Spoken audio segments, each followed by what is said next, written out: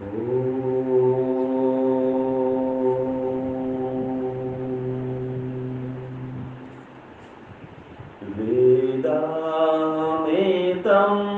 पुरुषं महन्तम्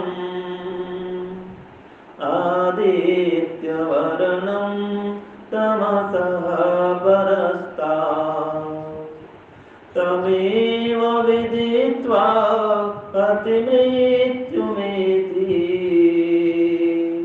नान्या पन्था विद्यते यनाय नान्या पन्था विद्यते यनाय ॐ भजो हे ॐ जपो हे ॐ जपो हे ॐ जपो हे ॐ के जप से सुख मिलता है ॐ के जप से दुख मिटता है ॐ जपो हे ॐ जपो हे ॐ जपो हे ॐ जपो हे ॐ के जप से ज्ञान मिलता है ॐ के जप से बल मिलता है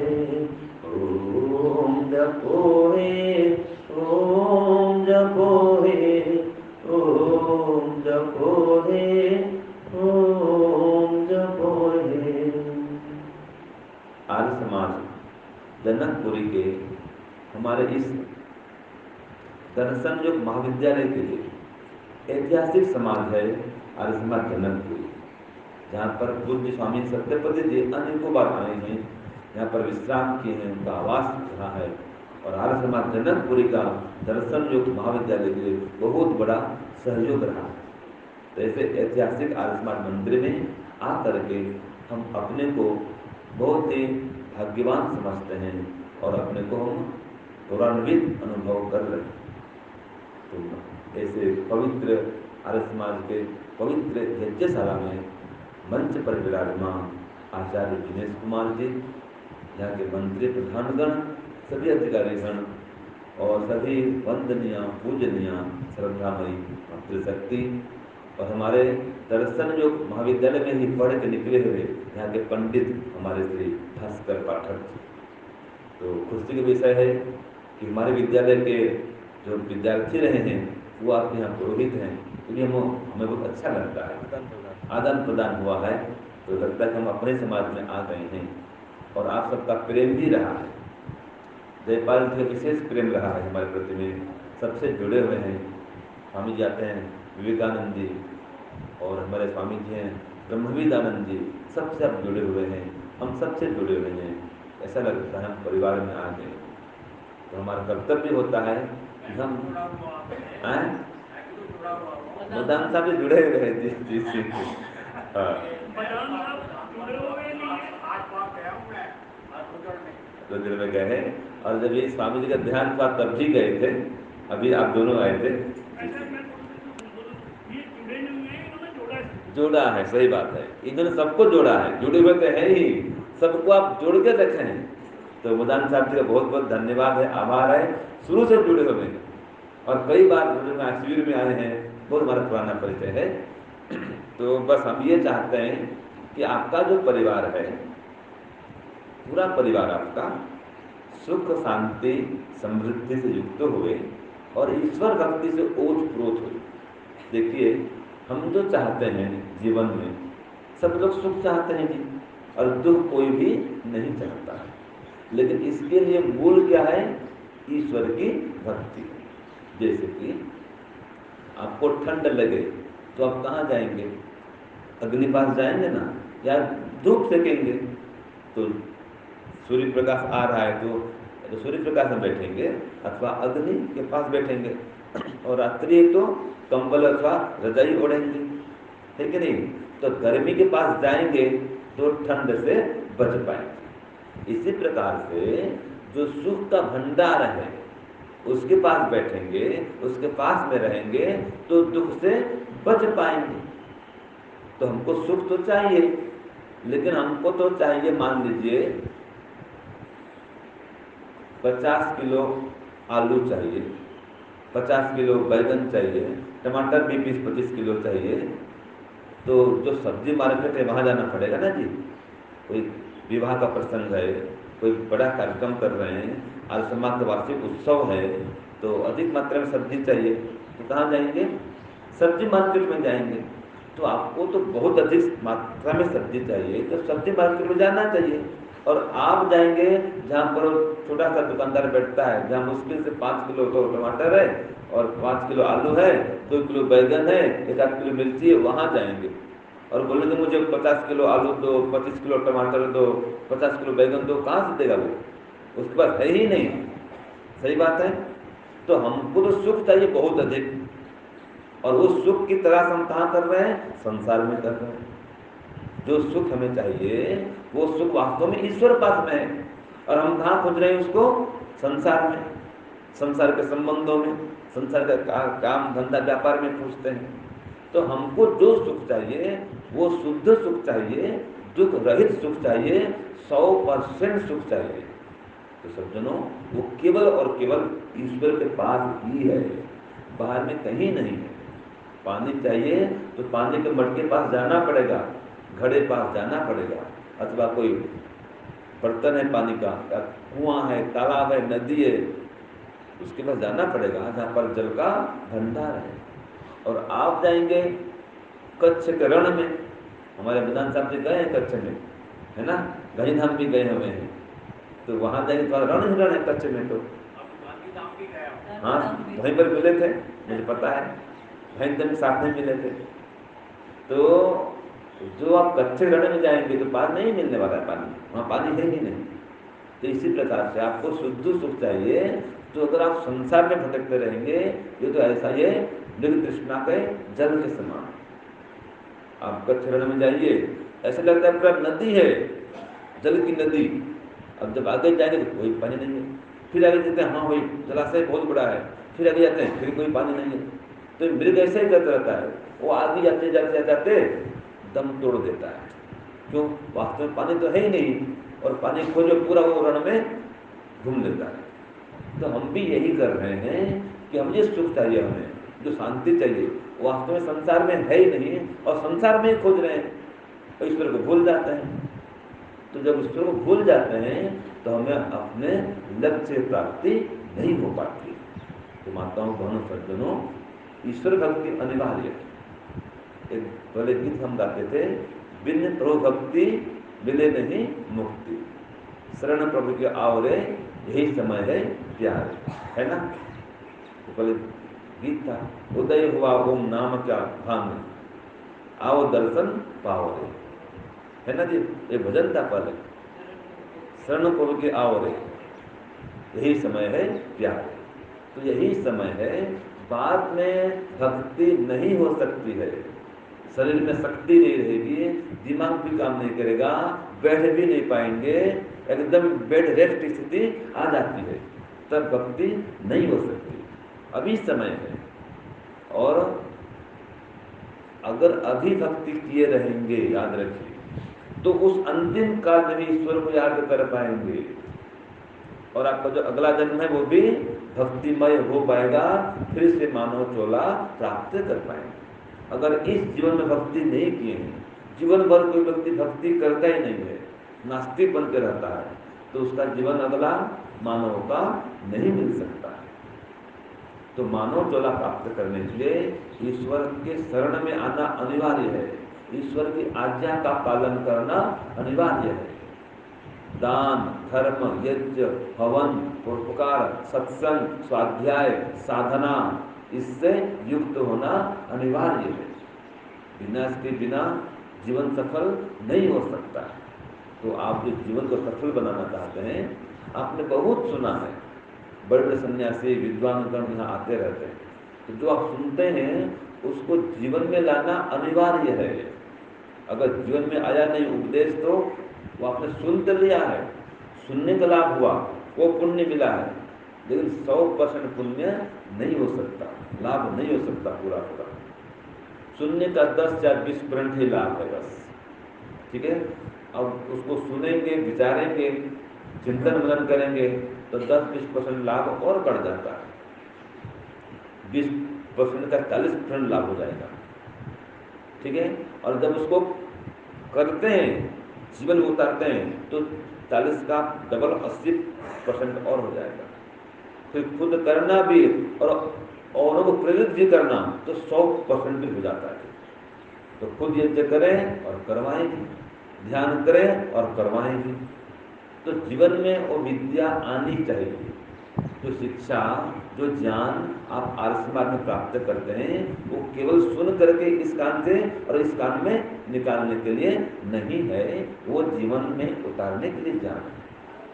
तो योग है, ध्यान है, भक्ति है, ये जीवन का अंग होना चाहिए। हवन अनिवार्य है। दुख की बात यह है कि हम भगवान कृष्ण को मानते हैं लेकिन भगवान कृष्ण की नहीं मानते, भगवान राम को मानते हैं लेकिन भगवान राम की नहीं मानते, ठीक नहीं है। वो दानी भी थे, ज्ञानी भी थे, दोनों, योग और यज्ञ दोनों के उपासक थे। तो भगवान कृष्ण और भगवान राम दोनों ही बुद्ध भुक और भुक्त भुक कहलाते हैं। हमारे पास चित्र है, भगवान कृष्ण हवन कर रहे हैं, ठीक है जी, और ध्यान भी कर रहे हैं। हाँ, और हम नए चित्र लाए, पुस्तक भी हमारा है योग ध्यान का, आपको देंगे अभी, वो लेके आते हैं। जी जी जी। तो हम भगवान राम को, कृष्ण को मानते हैं, तो यज्ञ और योग को अपनाएं, स्वाध्याय साधना को अपनाएं। देखिए बहुत बड़े बड़े उपदेश सुनते रहते हैं, अच्छी बात है, सुनना चाहिए, लेकिन उसका एक अंश भी धारण नहीं करेंगे तो क्या लाभ सुनने का जयपाल जी, ठीक नहीं है। तो मैं ये कहना चाहता हूँ वो आपके जीवन में परिवर्तन आए, आपका जो जीवन का स्तर बना हुआ है वो अच्छा है, क्योंकि जो आर्य समाज में आ गया है समझो वो कॉलेज में आ गया है, वो प्राइमरी और मिडिल और हाई स्कूल में नहीं रहा, वो तो कॉलेज में आ गया है। तो मैं चाहता हूँ आप PhD करें, डॉक्टर की उपाधि प्राप्त करें, अर्थात योगी बने और ईश्वर का साक्षात्कार करें। और आप समझते हैं स्वामी जी हम तो गृहस्थी हैं, हम तो घर संसार सब काम करते हैं, हम कैसे समाधि लगा सकते हैं, लेकिन पहले से हिम्मत आप हार देते हैं, आत्मविश्वास रखते नहीं है, हम तो संसारी आदमी हैं, हम तो गृहस्थी आदमी हैं, ये समाधि लगाना और ध्यान लगाना, मोक्ष में जाना ये सन्यासी का काम है, ऐसा मान लेते हैं।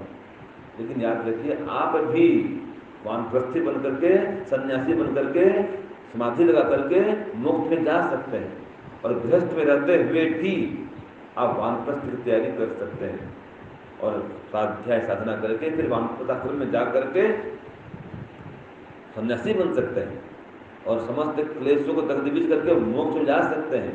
माने गृहस्थ का व्यक्ति भी मोक्ष में जा सकता है अगर अपने जीवन को ईश्वर भक्ति से ओतप्रोत बना लेता है, फिर वानप्रस्थी बनता है, फिर सन्यासी बनता है। तो आप संकल्प करिए कि आपका जो आश्रम है वो सबसे ज्येष्ठ आश्रम है, श्रेष्ठ आश्रम है। आपके ही कारण तो ब्रह्मचारी, वानप्रस्थी और सन्यासी तीनों आश्रमों का पालन होता है। तो आप अपने महत्व को समझें और अपने जीवन को ईश्वर भक्ति से, दान से, पुण्य से, परोपकार से युक्त करें। अच्छा, ये आपको पता है कि अंतिम काल में, मरण काल में व्यक्ति का मित्र कौन होता है? मृत्यु काल में व्यक्ति का मित्र कौन होता है जी? जो दान है, धर्म है ना, ईश्वर भक्ति है, वही सहायक होता है, वही मित्र होता है। तो जिस व्यक्ति के जीवन में न दान है, न धर्म है, न यज्ञ है, न परोपकार है, न ईश्वर की भक्ति है, उसका जीवन कैसा है? पशु तुल्य है।